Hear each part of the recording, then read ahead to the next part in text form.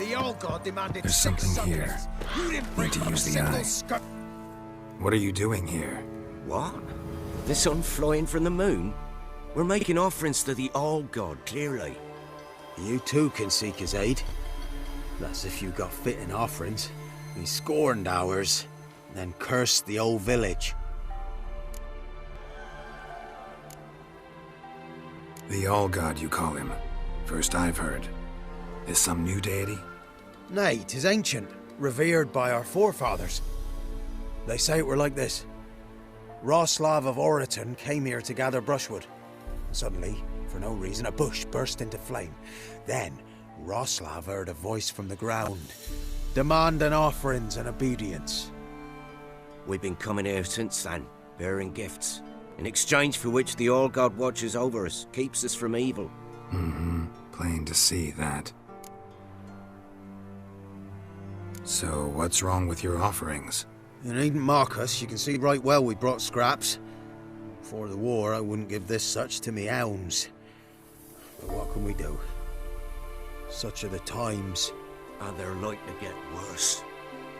All God said if he don't get a rafter of bacon and a barrel of beer at least, the rivers will fill up with frogs and locusts or some such will devour the harvest. I could intercede on your behalf with this All-God of yours. Got a feeling we'd come to an understanding. Well, I suppose it can't hurt to try. To speak with him, you have to stand before the altar and cry out, "All God, help a poor wretch in need." Who knows, he might just listen to a foreigner.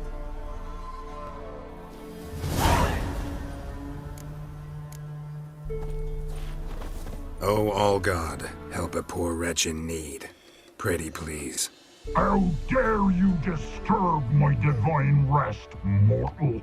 I dare disturb it because I want your divine self to lift the, curse you cast. Those peasants really don't have. They must bring worthy offerings or they shall face drought, driving hail, earthquakes, avalanches. I have spoken. Avalanches? Here? Huh. How would that work? No answer from the All-God. Fine. We can finish our conversation when I find him. Voice came from underground.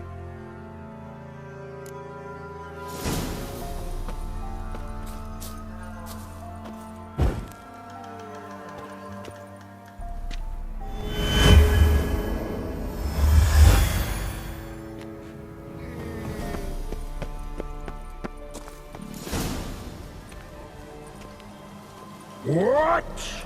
Who dares disturb my divine being? Geralt of Rivia. Pleasure. Huh. Expected the All-God to be corporeal in form, but never thought he'd be corpulent. Fattened up nicely at those peasants' expense. Expense? Expense?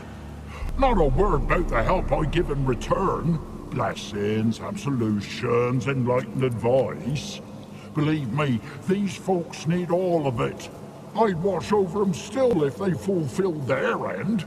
But lately they offer these pathetic scraps. That they steal from the mouths of their children, and to make matters worse, you cast a curse on them.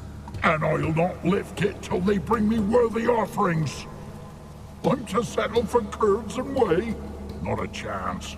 And you can tell them that. Been in this hole long? For a century or so. One winter I found shelter here.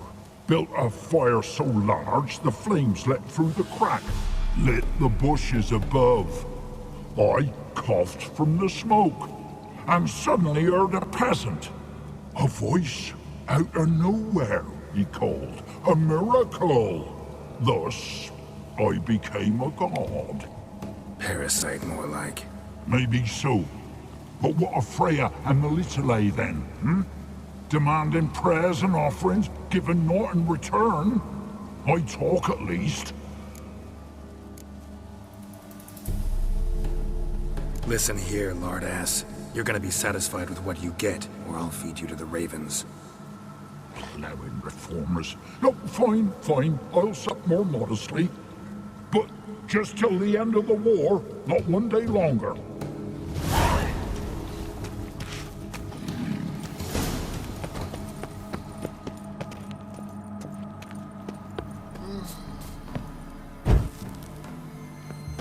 Anything new? Talk to your old god, face to face. And? Will he show us mercy? He will. Promise to be pleased with whatever you bring. I told you! I told you the All-God's merciful understanding.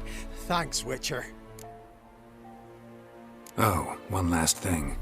Did you know there's a crypt beneath this hill? Might want to take a look sometime.